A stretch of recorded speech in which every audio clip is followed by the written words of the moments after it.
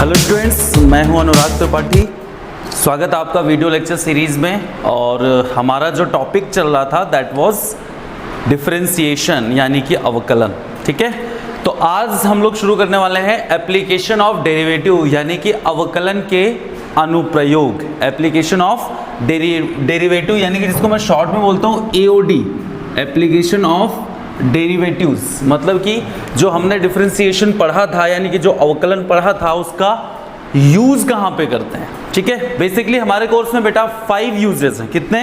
5 uses हैं। मैं बता देता हूँ आपको कौन कौन से हैं। सबसे पहला है रेट ऑफ मेजर।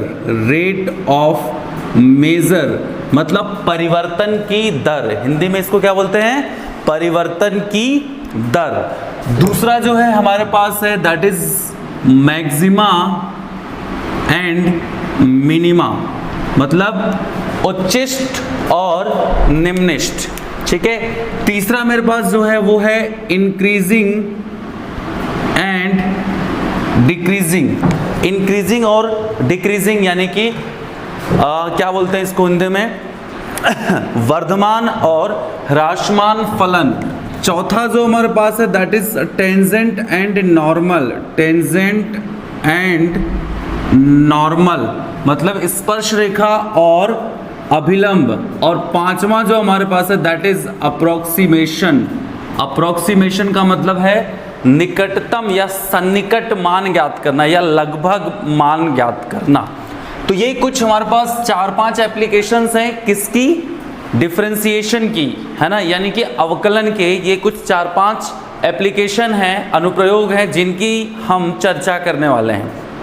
ठीक है, तो आज हम जो फर्स्ट वाला है that is rate of major की हम चर्चा करने वाले हैं, डिस्कशन करने वाले हैं, परिवर्तन की दर।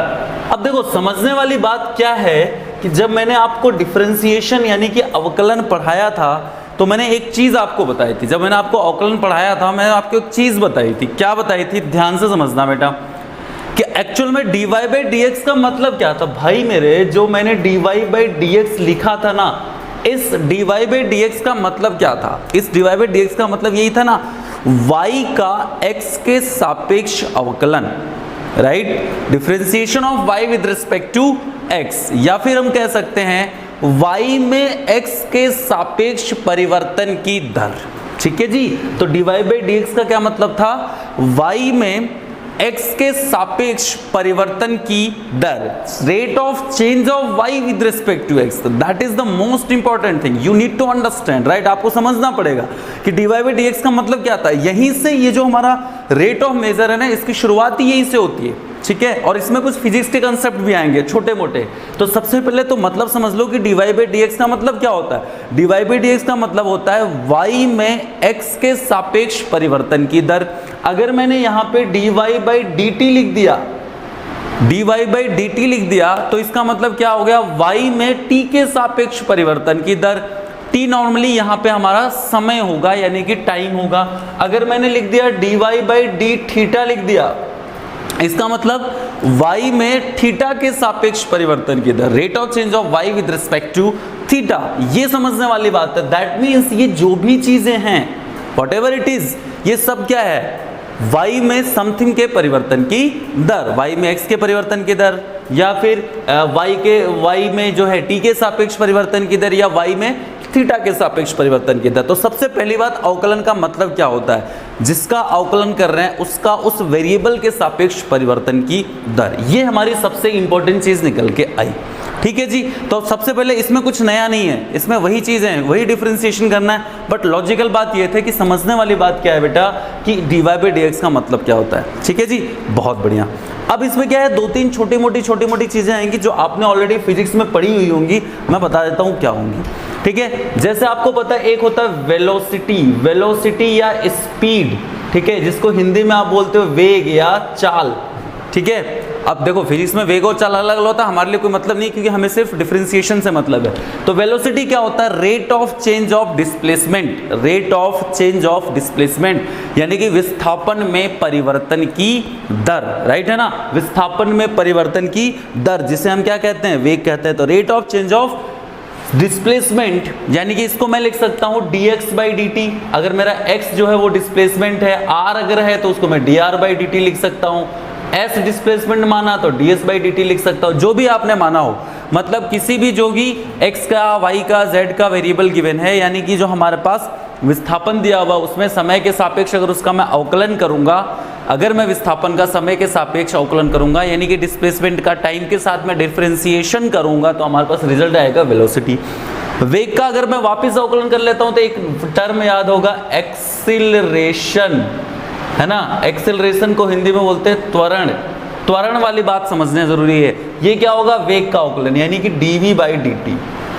ठीक है, तो rate of change of velocity जो होता है यानी कि वेग का जो अवकलन होता है उसे हम क्या कहते हैं बेटा, त्वरण कहते हैं, यानी कि एक्सीलरेशन कहते हैं। तो ये दो चीजें हमें पता है, बस इतने से में हमारी पूरा का पूरा ये चैप्टर हो जाएगा। मतलब रेट ऑफ चेंज का जो है, परिवर्तन की दर का पूरा कंसेप्ट यहीं पे छुपा हुआ। एक दो छोटी मोटी और चीजें हैं, वो हम जब क्वेश्चन करेंगे तो मैं आपको बता दूंगा। तो चलिए करते हैं कुछ सिंपल से क्वेश्चंस, फिर अच्छे क्वेश्चन की तरफ भी बढ़ेंगे। एक क्वेश्चन हमारे पास, a particle moves in a triangle. ठीक है, एक पार्टिकल है वो एक स्ट्रेट लाइन में मूव कर रहा है, ठीक है, और उसका हमें दे रखा है वेलोसिटी। ठीक है, ध्यान से समझना, एक पार्टिकल है, कोई भी कण है, वो एक सीधी रेखा में गति कर रहा है और उसका वेग और विस्थापन के बीच में हमें संबंध दे रखा है v² = 2 - 3x, v² = 2 - 3x। तो अब हमें पूछ रहा है कि उसके त्वरण के बारे में यानी कि उसके एक्सेलरेशन के बारे में आपके क्या ख्याल हैं। समझो बात को, हमें जो रिलेशन दे रखा है, हमें जो संबंध दे रखा है, वो वेग और x मतलब क्या है, डिस्प्लेसमेंट। v² = 2 - 3x, वेग और विस्थापन यानी कि वेलोसिटी और डिस्प्लेसमेंट के बीच में एक रिलेशन दे रखा है। और पूछ क्या रहा है, what is he asking, acceleration के बारे में क्या ख्याल है, कि उसका त्वरण जो है ना वो किस टाइप सा है। ऑप्शन में है यूनिफॉर्म है, मतलब कांस्टेंट है, जीरो है, नॉन यूनिफॉर्म है, क्या है। ठीक है जी, हमें ये चीज बतानी है। तो देखो, हमें एक चीज पता है कि v² बराबर जब 2 - 3x है, तो हमें एक चीज पता है कि एक्सेलरेशन क्या है। भाई एक्सेलरेशन हमारे लिए क्या है, एक्सेलरेशन तो dv/dt है, यानी कि एक्सेलरेशन मतलब वेग का अवकलन है, यानी कि त्वरण बराबर वेग का अवकलन है। ठीक है जी, दूसरा हमारे पास वेलोसिटी क्या है, वेलोसिटी डिस्प्लेसमेंट का अवकलन है, यानी कि dx/dt है। तो जहां पे dx/dt बनेगा उसको हम v लिख सकते हैं, जहां पे dv/dt बनेगा उसको हम एक्सेलरेशन मान सकते हैं। तो ये जो कहानी है इसको मैं क्या करता हूं, सबसे पहले t के सापेक्ष इसका अवकलन कर देता हूं। इस पूरी इक्वेशन का दोनों तरफ मैं t के सापेक्ष क्या कर देता हूं, अवकलन कर देता हूं। तो देखो क्या बनेगा, v² का डिफरेंशिएशन क्या हुआ, 2v। v का वापस करना पड़ेगा, क्यों करना पड़ेगा, क्योंकि मैं t के सापेक्ष कर रहा हूं। तो 2v dv/dt बराबर 2 का अवकलन क्या हो गया भाई, 0 - 3 x का अवकलन करोगे तो क्या बन जाएगा, dx/dt। तो ध्यान से देखो, 2v, ठीक है, dv/dt बराबर -3 dx/dt क्या है, dx/dt तो अगेन क्या है, उसकी वेलोसिटी बन गई ना, उसका वेग बन गया। तो dx/dt को मैं अगेन क्या लिख सकता हूं, v लिख सकता हूं। तो इस v से ये v मेरा कैंसिल आउट हो गया, यानी कि यहां से dv/dt बराबर क्या हो गया, -3, और ये 2 उधर जाके नीचे चला गया, तो -3/2। अब ध्यान से समझो, dv/dt मतलब क्या हो गया, उसका एक्सेलरेशन यानी कि त्वरण बराबर कितना आया, -3/2। -3/2 क्या होता है, कांस्टेंट होता है भाई। 3/2 is a number that is constant, यानी कि dv/dt बराबर -3/2, यानी कि क्या है, कांस्टेंट। कांस्टेंट का मतलब क्या हुआ, एक समान, मतलब नियत। कांस्टेंट का मतलब क्या हुआ, एक समान, यानी कि हम उसको कह सकते हैं नियत। तो इसका आंसर क्या हो जाएगा, यूनिफॉर्म, नियत, कांस्टेंट, जो भी ऑप्शन में मिल जाए आपको। बात समझ में आई। देखो बहुत ध्यान से समझना बेटा, बहुत ही ध्यान से समझना।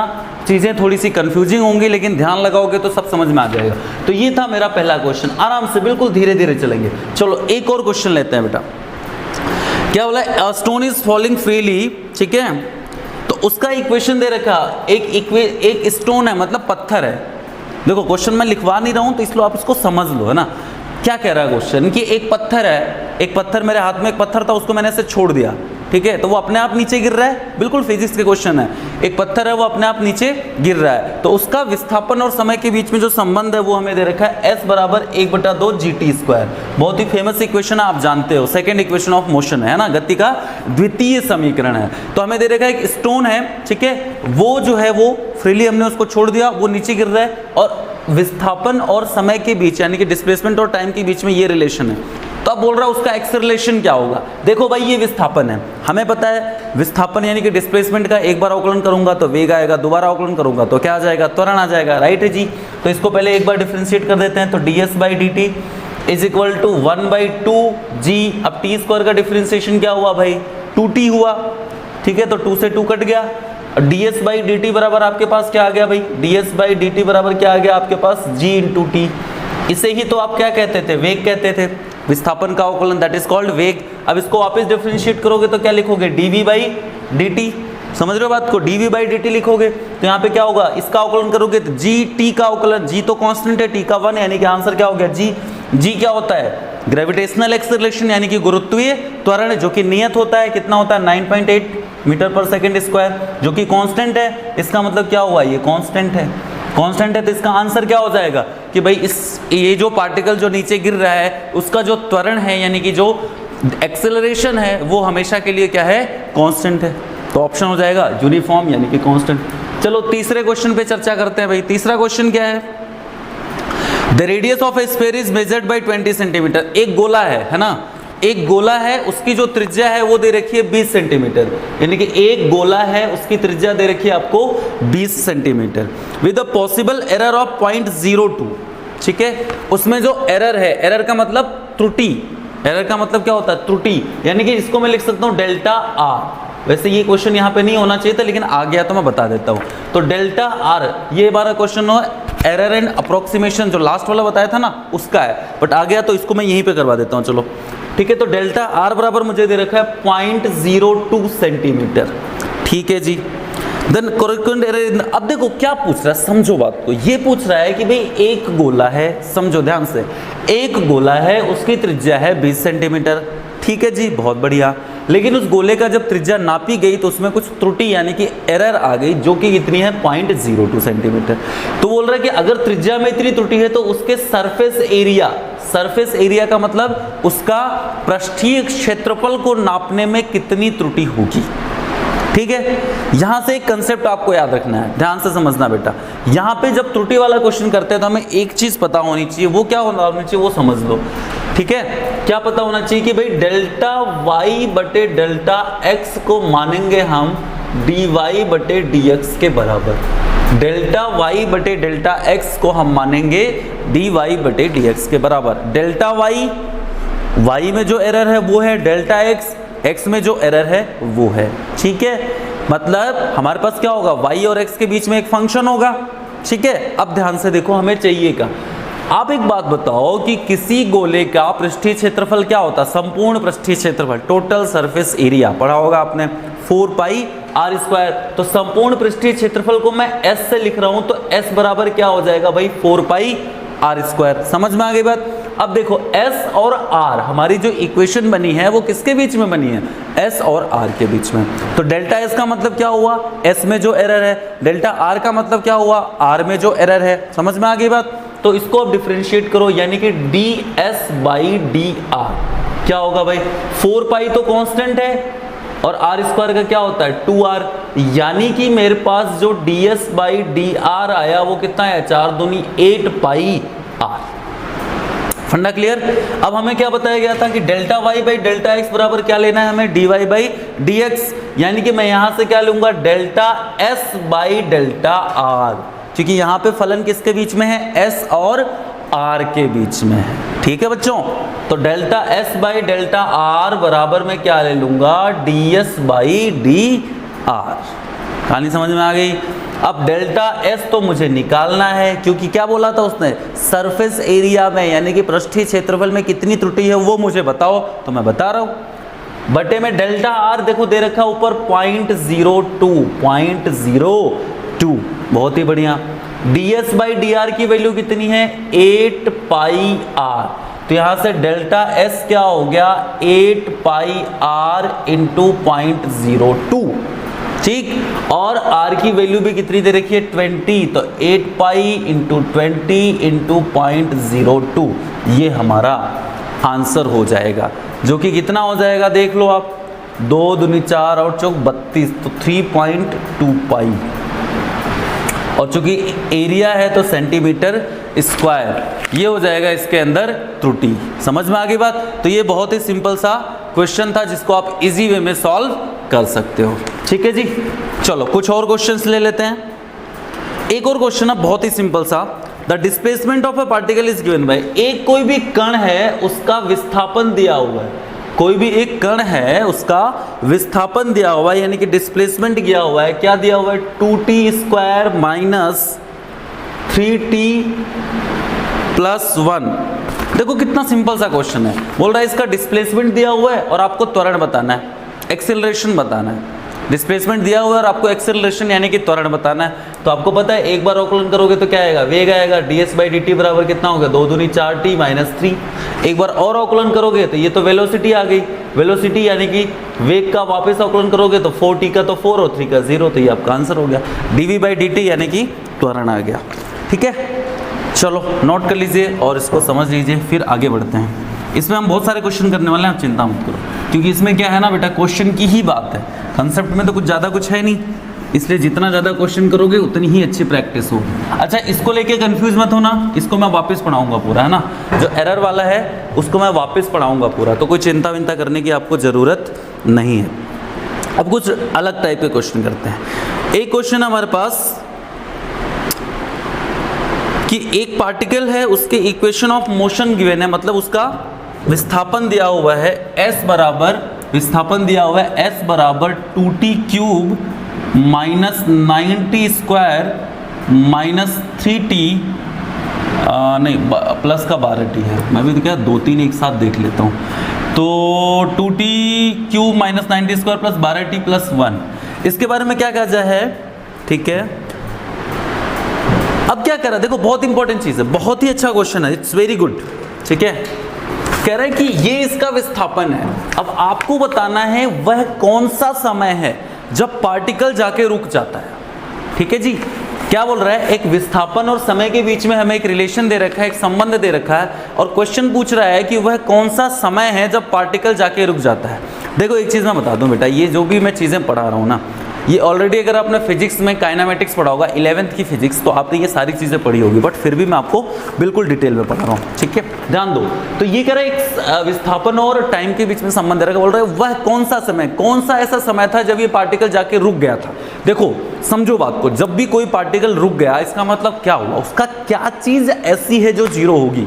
नेचुरल सी बात है, उसकी वेलोसिटी जीरो होगी, यानी कि उसका वेग जीरो होगा। भाई रुक गया ना, तुम चल रहे हो, रुक गए, इसका मतलब क्या हुआ? तुम्हारा वेग यानी कि तुम्हारी चाल जो है वो जीरो हो गई, तुम चलना बंद कर चुके हो। तो इसका मतलब हमें क्या करना है? v को जीरो करना है, तो v निकालना तो पड़ेगा ना। और v क्या होता है आपको पता है? v होता है भाई मेरे ds/dt, यानी कि विस्थापनस्य अवकलनम किम भवति, वेगम भवति।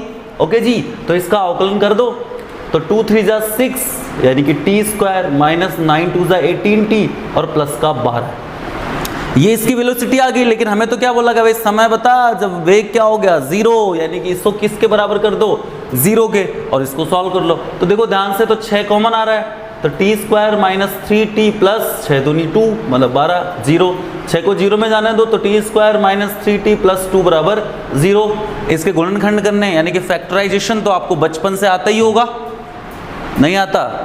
मूर्खों, मान लो। चलो ध्यान दो, क्या करना है? इसको फैक्टर कर दो, तो टी स्क्वायर माइनस क्या कर दें 2t माइनस टी प्लस 2 बराबर 0, तो t कॉमन आ गया, तो t माइनस 2 माइनस 1 कॉमन आ गया, तो t माइनस 2 बराबर 0, यानी कि t माइनस 2 और t माइनस 1 बराबर 0। तो एक बार इसको जीरो कर दो, तो t माइनस 2 बराबर 0 यानी कि t बराबर 2 सेकेंड, और t माइनस 1 बराबर अगर 0 किया तो t बराबर 1 सेकेंड, यानी कि 2 आंसर आ जाएंगे।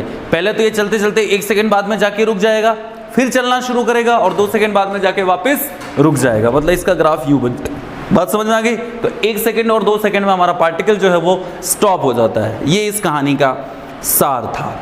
ठीक है, नेक्स्ट एक और अच्छा क्वेश्चन है, तो क्वेश्चन जितना प्रैक्टिस करोगे ना उतना मजे में रहोगे। इसकी शीट भी अपलोड करूंगा मैं, है ना, तो शीट से आपको क्वेश्चन भी सॉल्व करने हैं। अभी तो फिलहाल जो मैं प्रैक्टिस करवा रहा हूं उस पर ध्यान दो।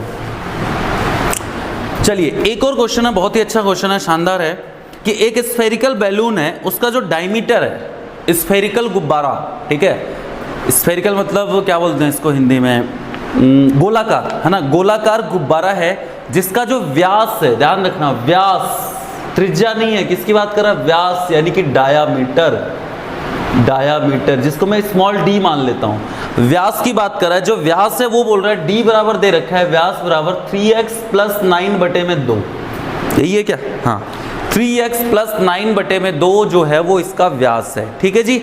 3x + 9 बटे में 2 क्या है, इसका व्यास है।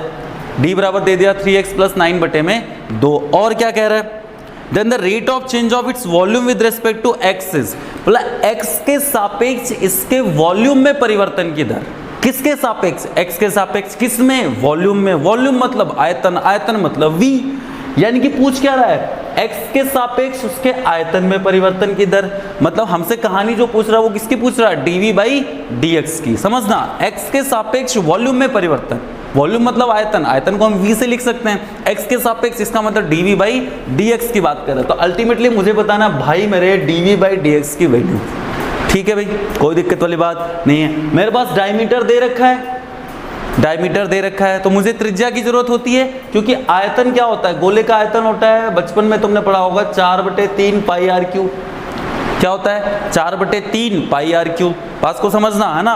गोले का आयतन यानी कि वॉल्यूम ऑफ ए स्फीयर क्या होता है 4/3 πr³, ठीक है। अब चूंकि मेरे को त्रिज्या नहीं दे रखी, डायमीटर दे रखा है, तो मैं इसको त्रिज्या को डायमीटर में कन्वर्ट कर लेता हूँ। त्रिज्या क्या होती है, डायमीटर का आधा, यानी कि r को मैं क्या लिख सकता हूँ, d/2, बोलो हाँ, बोलो हाँ, हाँ बहुत बढ़िया।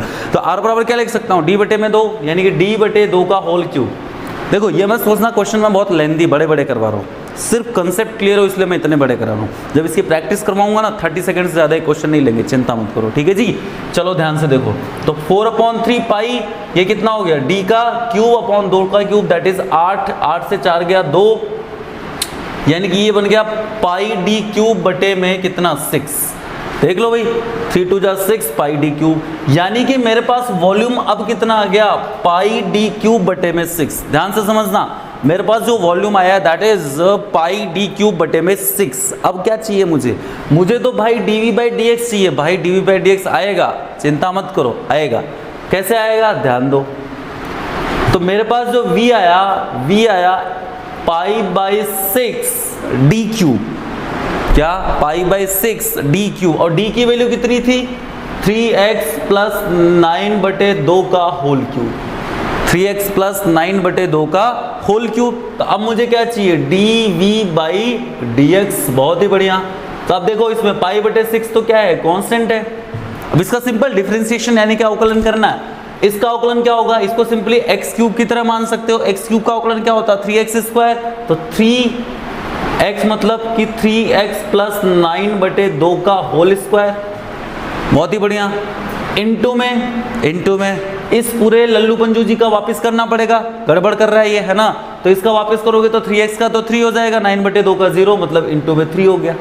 तो फाइनल आंसर आपका क्या हो गया, 6 से 3 कट गया, मतलब 3 से 6 कट गया तो 2 बचा।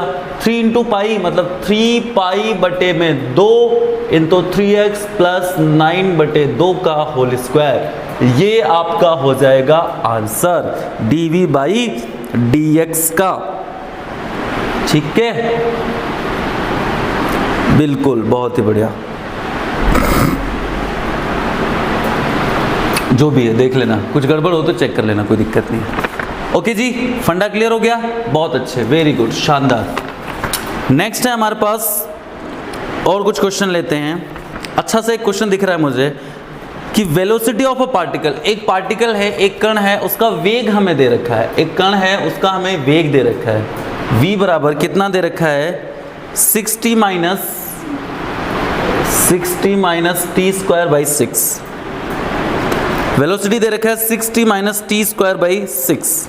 अब ध्यान से समझना, हमें वेग दे रखा है एक पार्टिकल का और पूछ रहा है डिस्टेंस ट्रेवल, कि वो इतने समय में कितनी डिस्टेंस ट्रेवल करेगा, 0 से लेके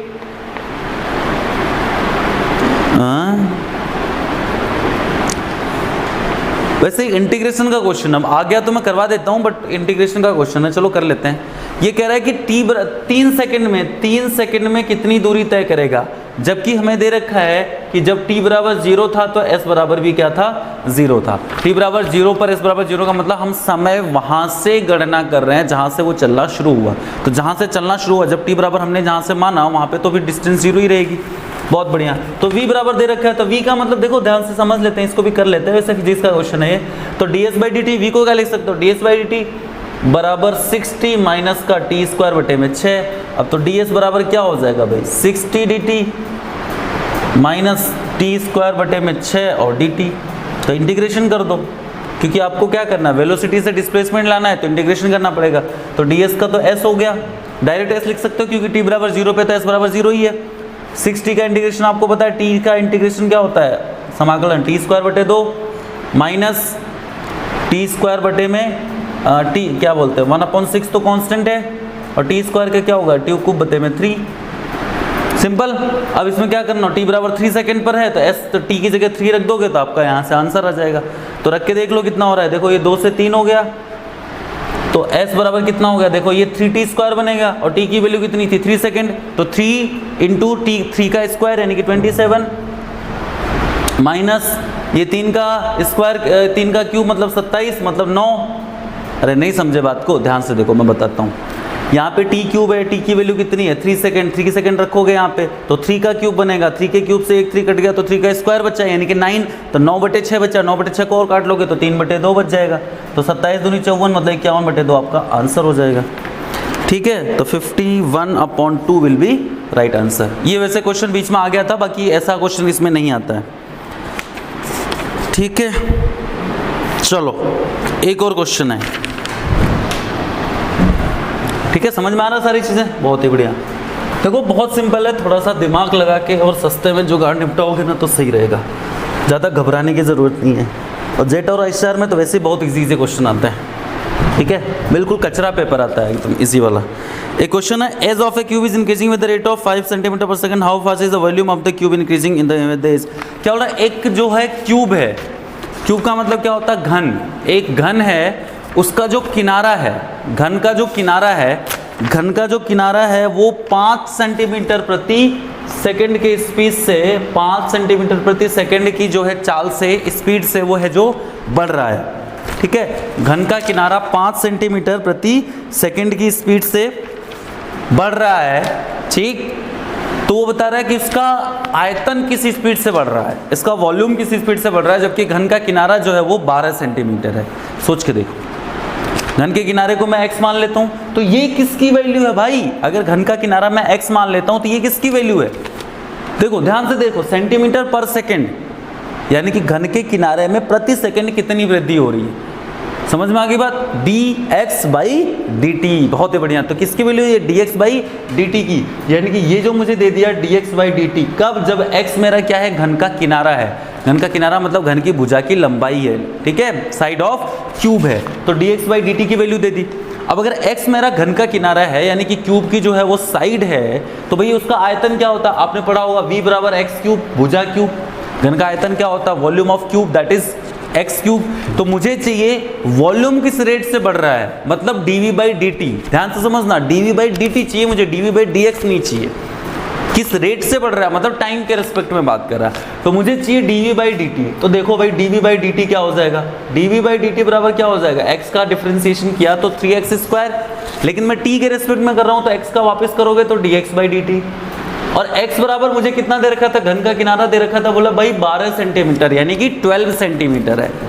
समझ रहे हो बात को, घन का जो किनारा था दैट वाज 12 सेंटीमीटर यानी कि 12 सेंटीमीटर है।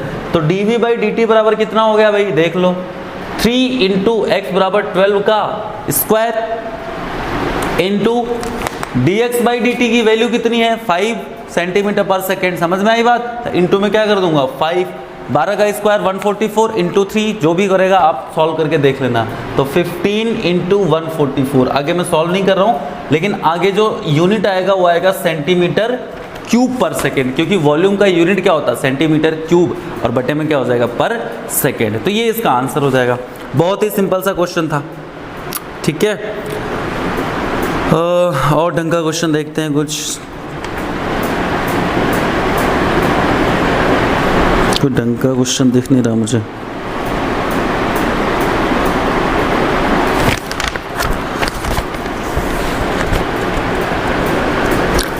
एक क्वेश्चन है, अच्छा क्वेश्चन है, ध्यान से समझना बेटा। The length of side of A square sheet of metal is increasing at the rate of 4 centimetre पर सेकेंड द लेंथ, ठीक है। ये क्या कह रहा है, एक वर्ग है ना, एक स्क्वायर है, उसकी जो भुजा है यानी कि जो साइड है वो स्पीड 4 सेंटीमीटर पर सेकेंड की स्पीड से इंक्रीज हो रही है। इसी टाइप का क्वेश्चन है बिल्कुल। वर्ग यानी कि स्क्वायर की जो भुजा यानी कि साइड है वो 4 सेंटीमीटर पर सेकेंड की स्पीड से इंक्रीज हो रही है, ठीक है। तो बोल रहा है उसका एरिया किस स्पीड से इंक्रीज हो रहा है, उसका जो क्षेत्रफल है वो किस गति से बढ़ रहा है।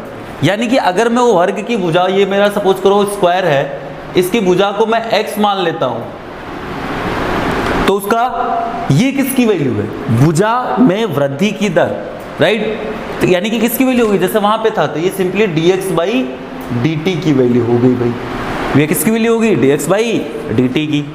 अब बोल रहा है एरिया, एरिया को मैं मान लो a मान लेता हूं, तो वर्ग का क्षेत्रफल क्या होता है, area of square that is x square. Area of square यानी कि वर्ग का क्षेत्रफल क्या होता है, एक्स स्क्वायर।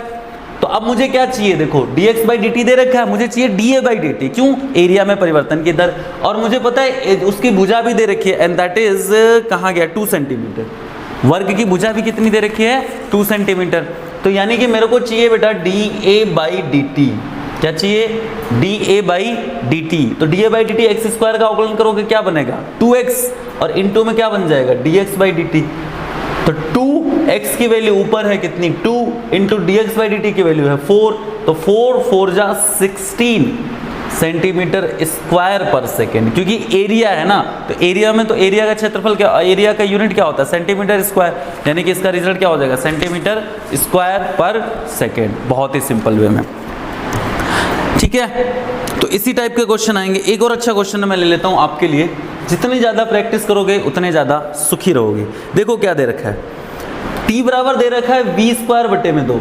ये थोड़ा उल्टा पुल्टा क्वेश्चन है। t बराबर यानी कि समय बराबर दे रखा है बेटा v²/2, t बराबर दे रखा है v²/2, ठीक है।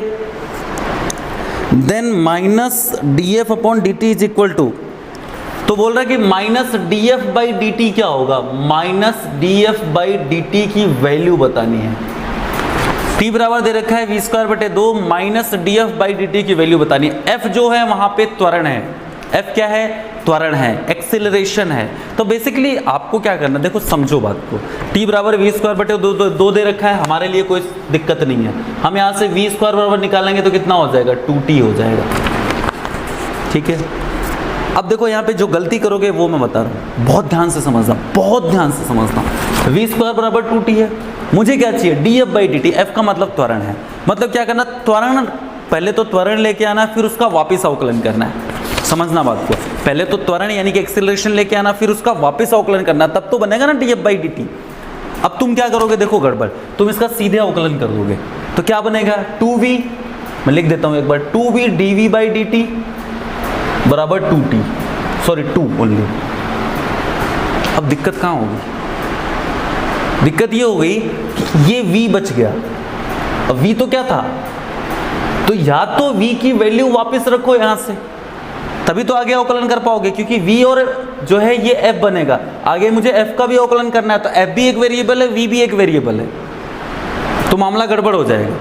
क्योंकि हमें केवल भाई अवकलन जब करते हैं तो क्या होता है, एक होता है डिपेंडेंट वेरिएबल, एक होता है इंडिपेंडेंट वेरिएबल, मतलब स्वेच्छ और निर्भर चर होता है। यहाँ पे क्या होगा, v भी t के ऊपर निर्भर है, और ये जो dv/dt को मैं f लिखूंगा, f भी t के ऊपर निर्भर है, ये v भी t के ऊपर निर्भर है, और t भी, तो 3 वेरिएबल हो गए ना।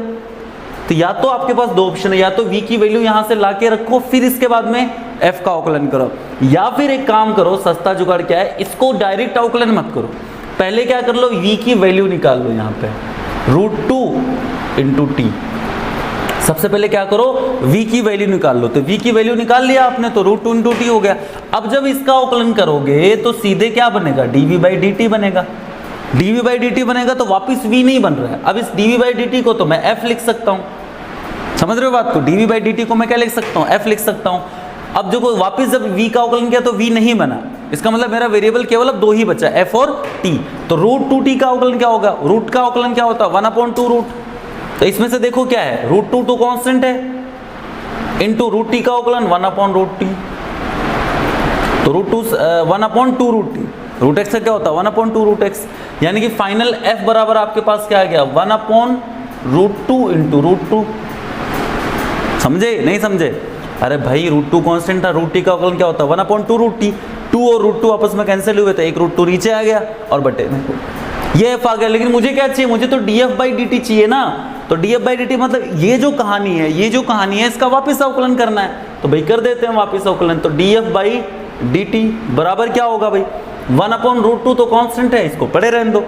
ये है √t नीचे में 1/√t, 1/√t का मतलब t की पावर -1/2, t की पावर -1/2, x की पावर n का अवकलन क्या होता है nx n-1, तो t की पावर -1/2 मतलब -1/2, t की पावर -1/2 -1 मतलब माइनस का 3/2, यानी कि कितना बनेगा यार, कितना बनेगा -1/2 इंटू टी की पावर माइनस का 3/2।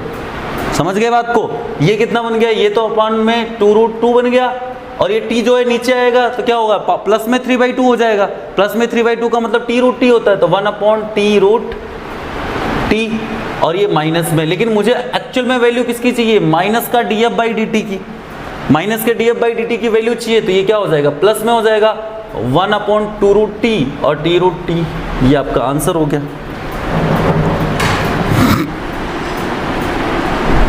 समझ गए बात को?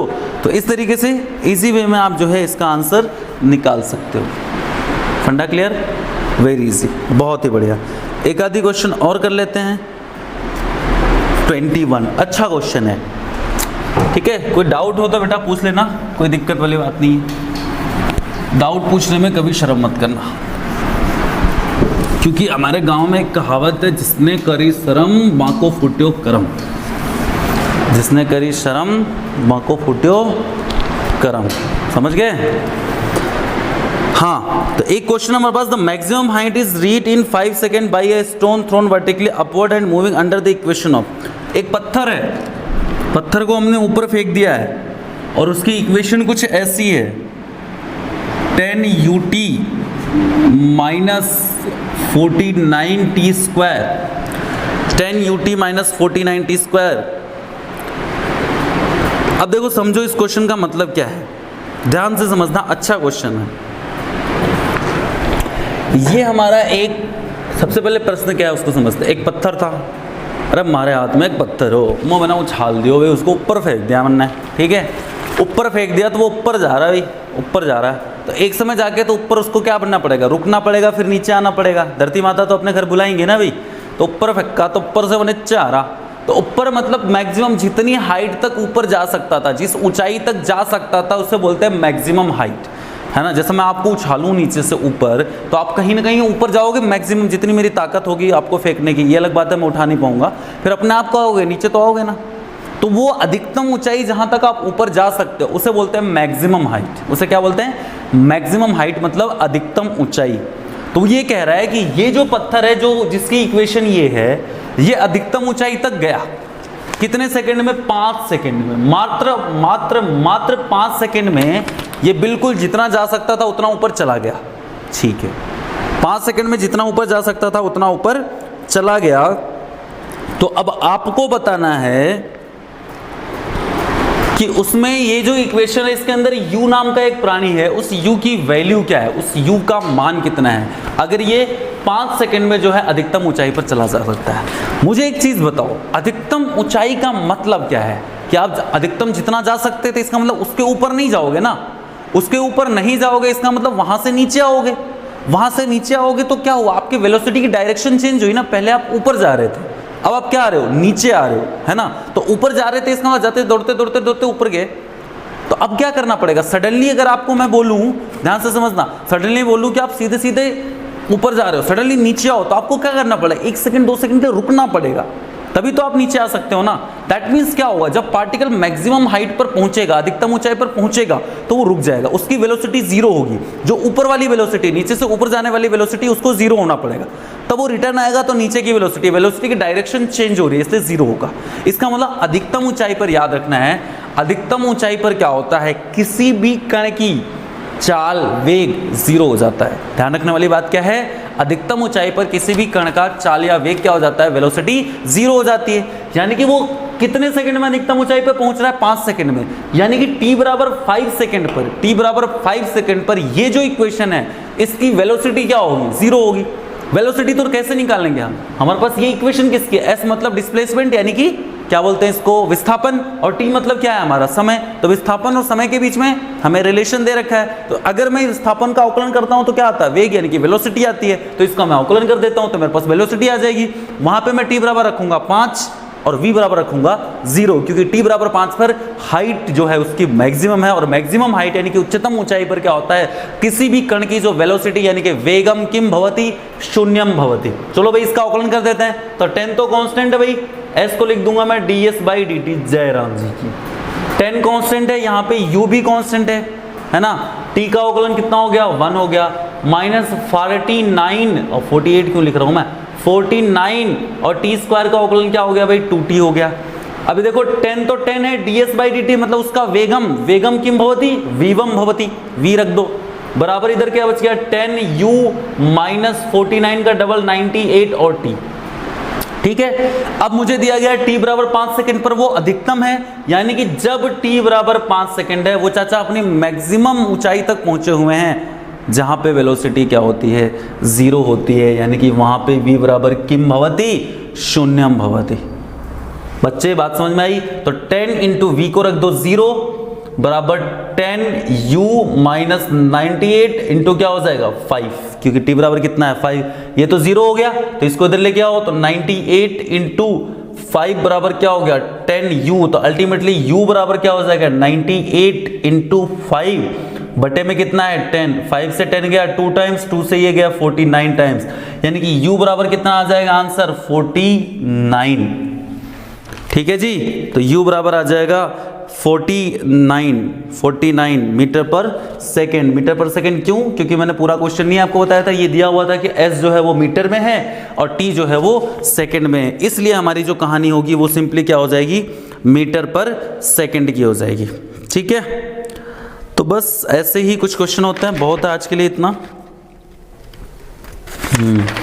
Very good. चलो, तो ये इस टाइप के क्वेश्चन बेटा आते हैं इसमें, किसमें क्या बोलते हैं, रेट ऑफ चेंज में, यानी कि परिवर्तन की दर में। ठीक है, आप देखो अगर आपको है ना अवकलन आता है, यानी कि डिफरेंशिएशन अगर आपको अच्छे से आता है तो इन सब में आपको कोई तकलीफ नहीं आने वाली, समझ गए। तो अभी भी आपको अवकलन में यानी कि डिफरेंशिएशन में कोई प्रॉब्लम है तो प्रैक्टिस करो, प्रैक्टिस करो, प्रैक्टिस करो। कोई भी डाउट हो ना, बिना घबराए, बिना शर्माए, बिना डरे, बिना कोई टेंशन लिए तुरंत पूछो। ठीक है, कमेंट्स करके पूछो, चैट बॉक्स में पूछो, मेल करके पूछो, कैसे भी पूछो, लेकिन अपने डाउट्स जरूर पूछो। डाउट्स अगर नहीं पूछोगे ना, क्योंकि डाउट्स एक बार रह गए ना तो वो जिंदगी भर नुकसान करते हैं। जैसे बचपन में होता है ना, कोई छोटी मोटी चोट लग जाती है, बुढ़ापे में बड़ा दर्द देती है, तो ये डाउट भी है ना उस बचपन की चोट की तरह होते हैं, जिसको समय पर नहीं सॉल्व किया तो बुढ़ापे में बहुत दर्द देते हैं, एग्जाम में बहुत प्रॉब्लम क्रिएट करते हैं। छोटे से छोटा भी डाउट हो तो जरूर पूछो। ठीक है, कोई इश्यूज नहीं है, फोन करके पूछो, कैसे भी पूछो, बट डाउट्स पूछो और प्रैक्टिस करो। प्रैक्टिस ऐसी करो ना कि मजा आ जाए। ये लॉकडाउन चल रहा है, ठीक है, ये बहुत सही समय आपके लिए, ज्यादा से ज्यादा प्रैक्टिस करके ज्यादा से ज्यादा क्वेश्चन को सॉल्व करने की। ठीक है, क्योंकि जब भी खुलेगा या जब भी एग्जाम होगा तो हमें फोड़ देना है, बिल्कुल छोड़ना नहीं है। ओके गाइस, तो ये हो गई हमारी कहानी। तो इसकी अच्छे से प्रैक्टिस करना है, इसकी शीट भी मैं अपलोड करूंगा, उसको भी सॉल्व करना है आपको, एक एक क्वेश्चन को सॉल्व करना है। और कोई भी डाउट हो तो I am still alive. Okay जी, थैंक यू सो मच।